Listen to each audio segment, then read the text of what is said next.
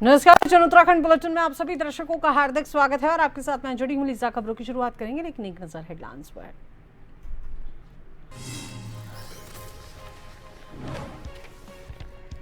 CM Dhami ने युवा विद्यार्थी मंथन कार्यक्रम में छात्रों से किया सीधा संवाद। करीब 800 छात्र छात्राओं ने लिया हिस्सा। शिक्षा, रोजगार, स्टार्टअप, पर्यटन, स्वास्थ्य और पलायन रोकने पर युवाओं से मांगे सुझाव।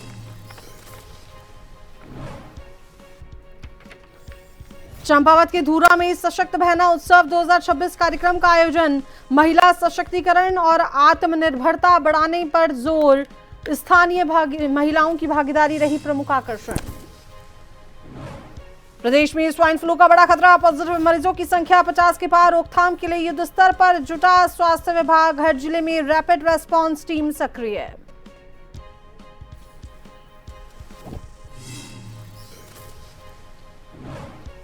देहरादून में डालनवाला में महिला की संदिग्ध मौत से सनसनी। पति पर हत्या की आशंका। सूचना पर एसपी सिटी पुलिस टीम के साथ मौके पर पहुंची पुलिस ने जांच शुरू की।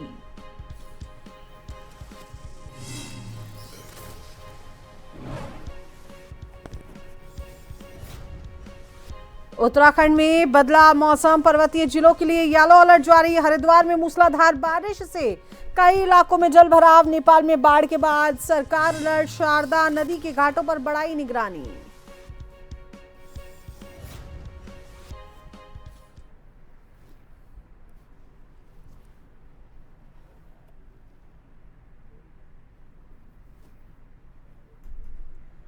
तो चलिए बात कर लेते हैं खबरों पर विस्तार से। तो रुद्रपुर में सीएम पुष्कर सिंह धामी ने गुरुवार को मुख्यमंत्री युवा विद्यार्थी मंथन कार्यक्रम में छात्रों से सीधा संवाद किया और इस कार्यक्रम में करीब 800 छात्र छात्राओं ने हिस्सा लिया। मुख्यमंत्री ने उत्तराखंड के विकास के लिए शिक्षा, रोजगार, स्टार्टअप और अन्य महत्वपूर्ण विषयों पर युवाओं के सुझाव सुने। मुख्यमंत्री ने छात्रों से शिक्षा की गुणवत्ता, रोजगार, स्वरोजगार, स्टार्टअप, पर्यटन, स्वास्थ्य, पर्यावरण संरक्षण और पलायन रोकने और तकनीक के बेहतर उपयोग जैसे विभिन्न विषयों पर सुझाव मांगे। विद्यार्थियों ने भी उत्तराखंड को विकसित और आत्मनिर्भर बनाने के लिए अपने विचार प्रस्तुत किए।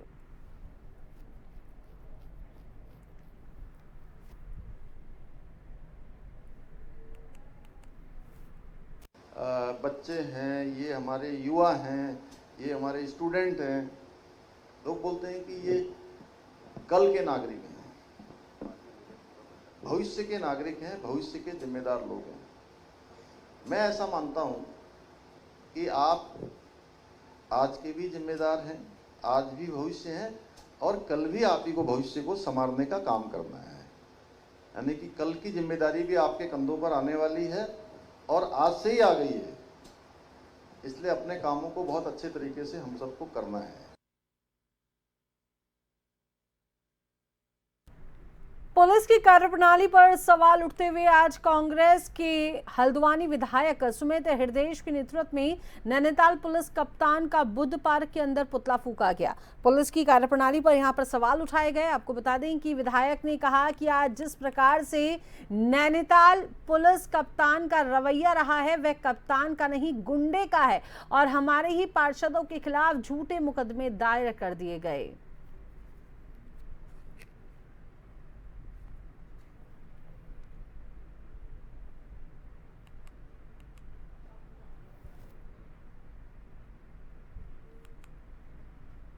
पूरा वासी जो है और पूरे शहरवासी, विशेषतः ये जो स्मैक का अवैध नशा यहाँ पे चल रहा है, कारोबार चल रहा है, इसके विरुद्ध जब जन भावनाओं को अपने मन में भाव लेकर जनप्रतिनिधि निकले, हस्ताक्षर अभियान से शुरू हुए, पुलिस को ज्ञापन दिए, दो बारी पुलिस चौकी में धरना दिया और पुलिस चौकी इंचार्ज भड़काती है जनता को कि चलो बताओ कहाँ पे हो रहा है।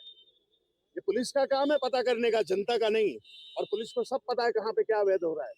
नशे की तस्करी, नशे का कारोबार लगातार राजपुरा क्षेत्र में फैला जा रहा है। हमारे सामाजिक कार्यकर्ताओं ने, हमारे कांग्रेस के पदाधिकारियों ने लंबे समय से आंदोलन को चलाया और उस आंदोलन के परिणित उच्च अधिकारियों को इससे अवगत कराते रहे। परिणाम स्वरूप राजपुरा चौकी से चौकी इंचार्ज का तबादला भी हुआ, फिर नई चौकी इंचार्ज आई, लेकिन हालात नहीं सुधरे। जिस तरीके से हमारे शहर में, हल्द्वानी शहर में, हल्द्वानी महानगर में जिस तरीके से पूरे शहर में हर घर घर में, गली गली, मोहल्लों मोहल्लों में नशे की प्रवृत्ति बढ़ गई है और अवैध नशे का कारोबार यहाँ किया जा रहा है। तो हम लोगों ने पहले भी इस मांग को उठाया है, पहले भी इस मांग के लिए हम लोगों ने संघर्ष किया है और निश्चित रूप से कहीं न कहीं पर पुलिस की कान में इसमें जू नहीं रह रही, शासन प्रशासन इसमें मौन है और जिस तरीके से पूरे शहर में नशा होकर के हमारे छोटे-छोटे बच्चे, हमारी बहनें कहीं न कहीं पर इस नशे की गिरफ्त में आ रही हैं। तो हम लोगों की मांग है कि भई नशे को पूरी तरीके से समाप्त किया जाए और जैसा कि आपने देखा होगा कि हमारे कुछ साथी नशे के खिलाफ एक आंदोलन चला रहे हैं, मुहिम चला रहे हैं कि हल्द्वानी शहर नशा मुक्त हो और जो छोटे-छोटे बच्चे हैं उनका जो भविष्य है वो सुरक्षित बनाया जाए। लेकिन निश्चित रूप से इसमें कोई देहरादून के डालनवाला क्षेत्र में आज सुबह एक सनसनीखेज वारदात सामने आई, जहां पर एक आवाज पर महिला की मौत हो गई। आशंका ये जताई गई है कि महिला के पति द्वारा उसकी हत्या की गई और इस संबंध में एसपी सिटी देहरादून पुलिस बल के साथ मौके पर पहुंचे और साथ ही उन्होंने बताया कि एक महिला की हत्या की सूचना पर पुलिस यहां पहुंची है और अभी पूरे मामले की तफ्तीश की जा रही है।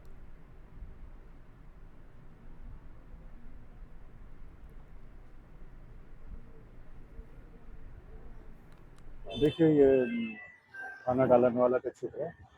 तो यहाँ पे सूचना ये मिली थी तकरीबन 11 बजे के आसपास कि एक व्यक्ति के द्वारा जो है अपनी पत्नी की हत्या कर दी गई। तो तत्काल जैसे सूचना मिली थी तत्काल पुलिस मौके पर पहुँच गई और मेरे द्वारा भी मौका मुआयना कर लिया गया और अभी जो आगे की कार्रवाई है FSLT यूनिट को उसको बुला लिया गया है और बाकी जो आगे की संविधिक कार्रवाई है वो हम लोग इसमें कर रहे हैं।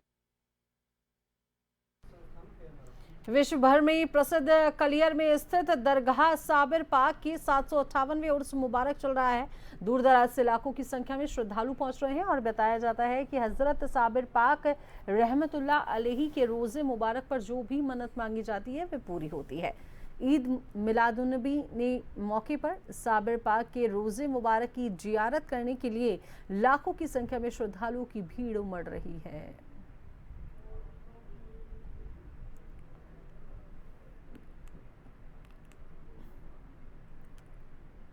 मिलादुन्नबी आकायद वजहा हुजूर सल्लल्लाहु कायनात मालिक व मुख्तार के बारगाह आलिया में नजराना अकीदत पेश किया जाता है। लोग तमाम कायनात के मुसलमान आकायद वजह सल्लल्लाहु कायनात की बारगाह आलिया में अपने अपने अंदाज में नजराना अकीदत पेश करते हैं। कोई गुल पोशी करता है, कोई चादर पोशी करता है, कोई झंडों की शक्ल में। माने यह है एक जैसा खुशी की तरह ईद मिलादुन्नबी में 12 वफात में लोग अपना अपना नजराना अकीदत पेश करते हैं।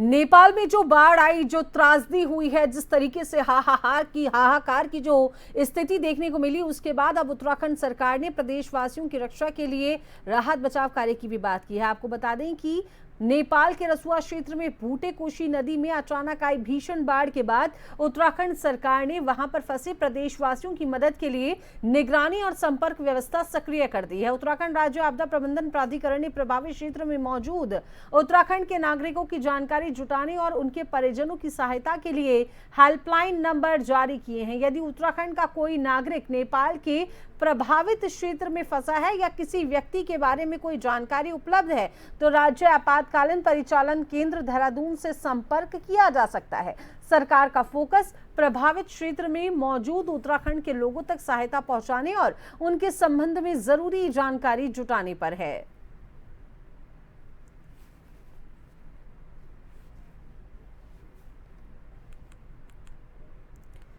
मुख्यमंत्री पुष्कर सिंह धामी ने प्रदेश में विभिन्न विकास कार्यों के लिए 31 करोड़ की वित्तीय मंजूरी दे दी है।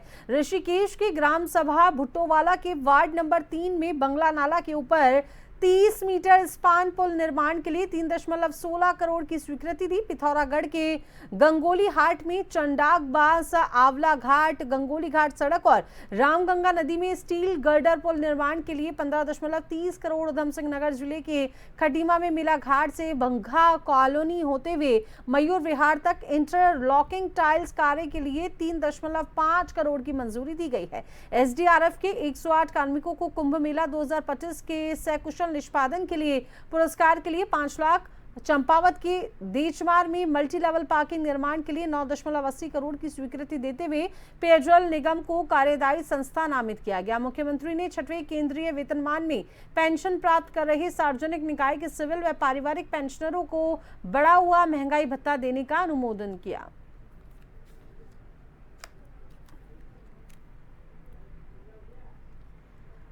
प्रदेश में विधानसभा की मानसून सत्र को लेकर कांग्रेस ने सरकार पर सवाल उठाए हैं। कांग्रेस प्रवक्ता प्रतिमा सिंह का कहना है कि सरकार की मंशा मानसून सत्र कराने की नहीं है, क्योंकि सरकार के पास विपक्ष और जनता के मुद्दों पर कोई जवाब नहीं है। प्रतिमा ने आरोप लगाया है कि पिछले सत्रों में सरकार 4 दिन के सत्र को कुछ घंटे चलाने के बाद स्थगित कर देती है। विपक्ष को सदन में जनता के सवालों को नहीं उठाने देती।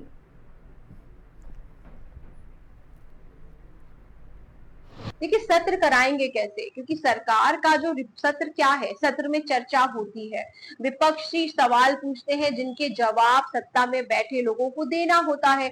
जवाब आपके पास है नहीं, यही वजह है कि आपने देखा हर सत्र की अवधि कम करते जा रहे हैं।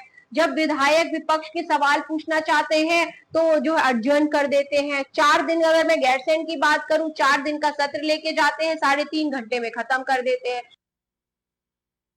नैनीताल के पंत पार्क में यूथ कांग्रेस ने बढ़ती महंगाई के विरोध में आमजन और कांग्रेसी कार्यकर्ताओं को बिना चीनी की चाय पिलाकर केंद्र सरकार के खिलाफ प्रदर्शन किया। इस दौरान कार्यकर्ताओं ने केंद्र सरकार के खिलाफ नारेबाजी करते हुए राहगीरों को फीकी चाय पिलाई। युवा कांग्रेस नेता त्रिभुवन फर्त्याल ने कहा कि केंद्र और राज्य सरकार सो रही है। उन्होंने आरोप लगाया कि सरकारें ना तो चीनी की बढ़ती गतिविधियों पर प्रभावी रोक लगा पा रही है, ना चीनी के बढ़ते दामों पर अंकुश लगा पा रही है। चीन की जो बढ़ती गतिविधियां हैं, ना तो उस पर कोई अंकुश है, ना ही चीनी के दामों पर।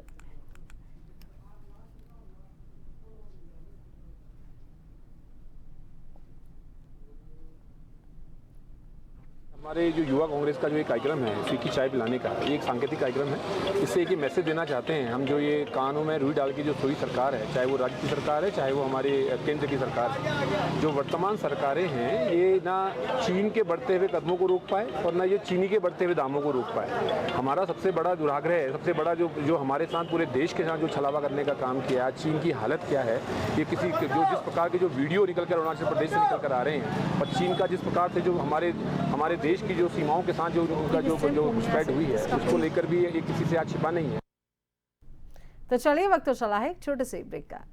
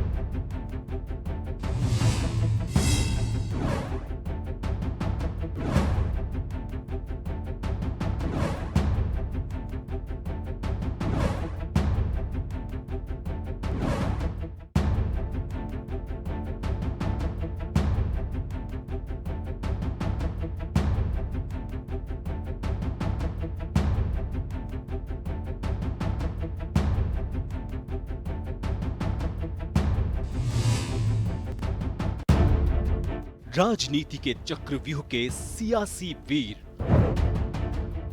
अपराध के अंधेरे की स्याह तस्वीर, मैदान में पसीना बहाते खेल के सितारे,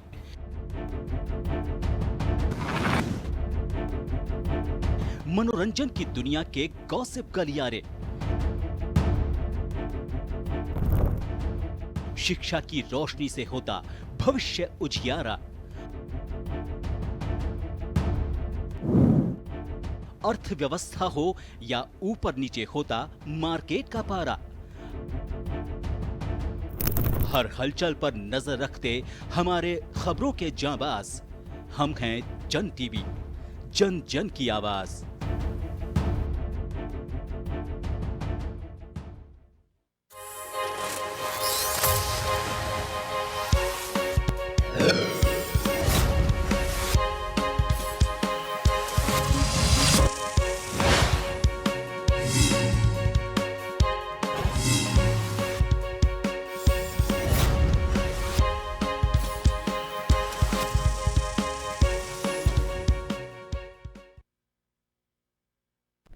ब्रेक के बाद स्वागत है। खबरों के सिलसिले को आगे बढ़ाते हैं तो रुद्रपुर विधायक शिव अरोड़ा और पूर्व विधायक राजकुमार ठुकराल के बीच चल रहे विवाद को लेकर कांग्रेस ने भाजपा पर निशाना साधा है। कांग्रेस प्रदेश प्रवक्ता शीशपाल सिंह बिष्टू ने कहा कि भाजपा में रहने तक उसका कार्यकर्ता देशभक्त रहता है, लेकिन जैसे ही कोई नेता भाजपा छोड़ता है उसे अपराधी या फिर देशद्रोही बताया जाने लगता है। शीशपाल सिंह ने बिष्टू ने कहा कि रुद्रपुर में भी इसी तरह की स्थिति देखने को मिल रही है।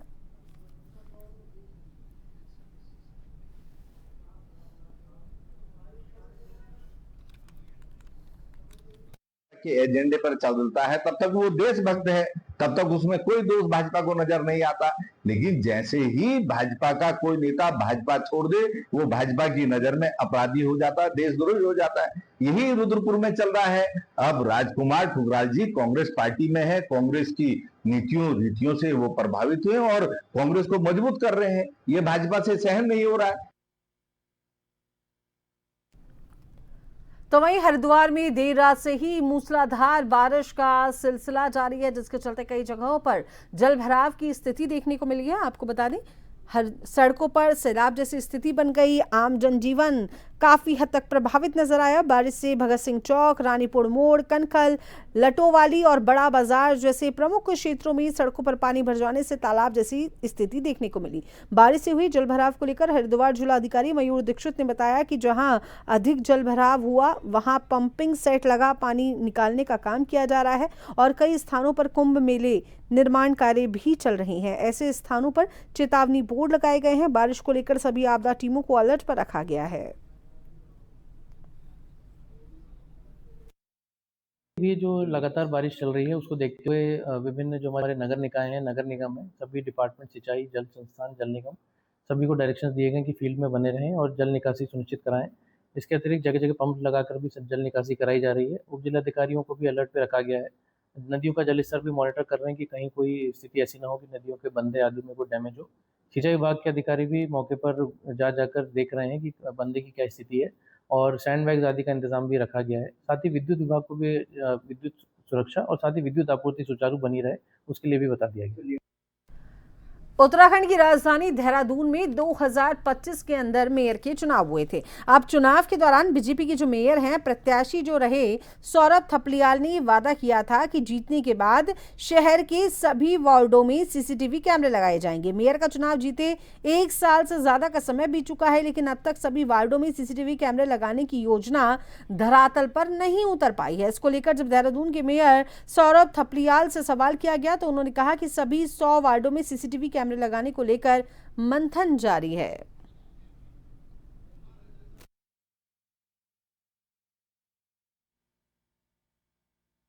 उस विषय में लगातार हमारा मंथन जारी है और हमने सारे वार्डों के लिए सीसीटीवी कैमरे उसके लिए हमने प्रस्तावित भी किए थे बोर्ड बैठक में, परंतु कुछ सुप्रीम कोर्ट की गाइडलाइंस वगैरह आई हैं जिनको कि हमें उन पर अध्ययन करना आवश्यक है और उन सब के बाद जो भी निष्कर्ष हमारा निकलेगा उस हिसाब से जो सीसीटीवी कैमरे शहर भर में लगाए जाएंगे।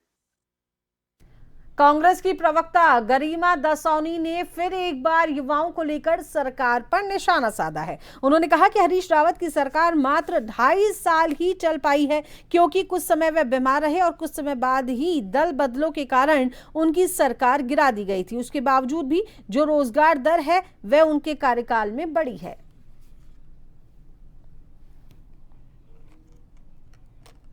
गोदयाल जी की बात पर मैं इतना ही कहना चाहती हूँ कि जहां चाह वहां राह, where there is a will there is a way.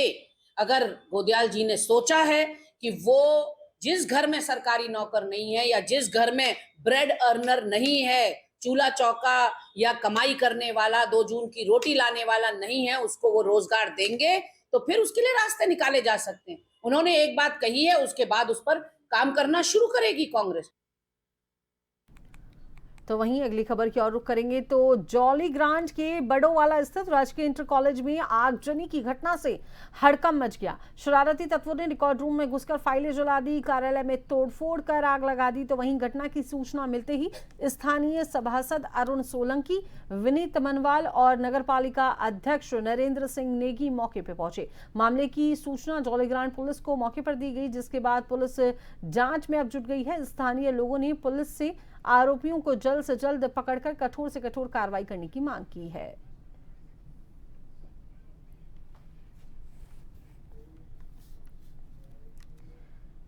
Dehradun STF की साइबर टीम ने 3.20 करोड़ की साइबर ठगी में वांछित अभियुक्त को कोलकाता से गिरफ्तार कर लिया है। आरोपी ने कंपनी के उच्च अधिकारियों की व्हाट्सएप के माध्यम से करोड़ों की साइबर ठगी की थी। प्रोजेक्ट के एडवांस पेमेंट और अन्य भुगतानों के नाम पर कंपनी के जनरल मैनेजर को विश्वास में लेकर विभिन्न बैंक खातों में धनराशि ट्रांसफर कराई गई। तकनीकी विश्लेषण और मैनुअल इनपुट के आधार पर साइबर क्राइम पुलिस टीम ने कोलकाता पहुंचकर अभियुक्त को गिरफ्तार किया, जिसके पास से 2 मोबाइल फोन, 4 सिम कार्ड और 1 लैपटॉप बरामद उससे किया गया है। मामले में 3 अभियुक्तों को गिरफ्तार कर न्यायालय में आरोप पत्र दाखिल किया जा चुका है।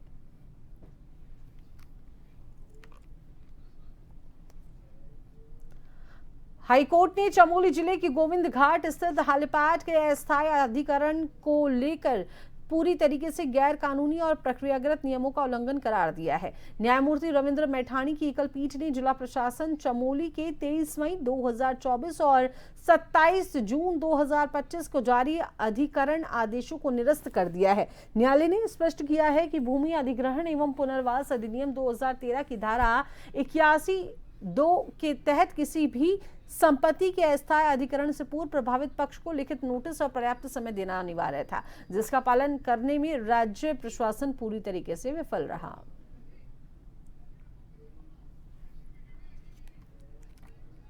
नेपाल में लगातार हो रही भारी बारिश और बाढ़ से मची तबाही का असर अब सीमावर्ती चंपावत में भी दिखाई देने लगा है। नेपाल में आपदा के बीच शारदा नदी के जलस्तर को लेकर प्रशासन पूरी तरीके से अलर्ट हो गया है।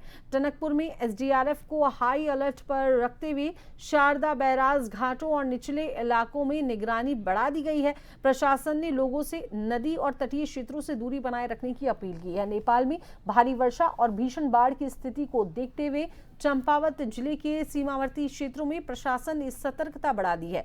टनकपुर, शारदा घाट, शारदा बैराज सहित संवेदनशील तटीय व निचले इलाकों में एसडीआरएफ के जवान लगातार गश्त कर रहे हैं। टीमों ने घाटों और निचले क्षेत्रों में पहुंचकर स्थानीय निवासियों, यात्रियों और साथ ही मछुआरों को जलस्तर बढ़ने की आशंका को लेकर जागरूक किया।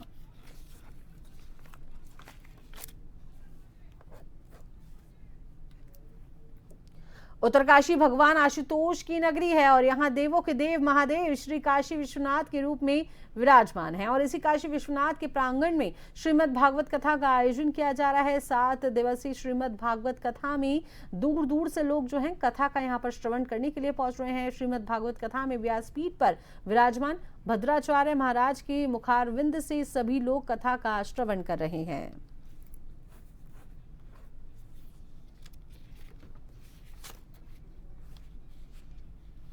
भागवत कथा को सुनने के लिए भक्तों की भारी भीड़ यहाँ पर उमड़ रही है। बड़ी संख्या में लोग कथा का श्रवण करने के लिए पहुंच रहे हैं। व्यासपीठ पर विराजमान महाराज अलग अलग कथा के माध्यम से अपनी भगवान की और हमारे सनातन धर्म की अनमोल धरोहर है। हमारे ऋषियों ने आज के हिसाब से कलयुग में हम किस प्रकार से अपने धर्म की स्वधर्म की सनातन धर्म का आचरण कर सकते हैं, उसकी रक्षा कर सकते हैं, उसका कैसे हम निर्वाहन कर सकते हैं, इसको उस काल में आज से हजारों वर्ष पहले भगवान वेदव्यास जी ने आज के लिए सोचा, आज के मानव के लिए सोचा। जन उत्तराखंड के इस बुलेटिन में अभी के लिए केवल इतना ही। बने रहिए जन टीवी के साथ। नमस्कार।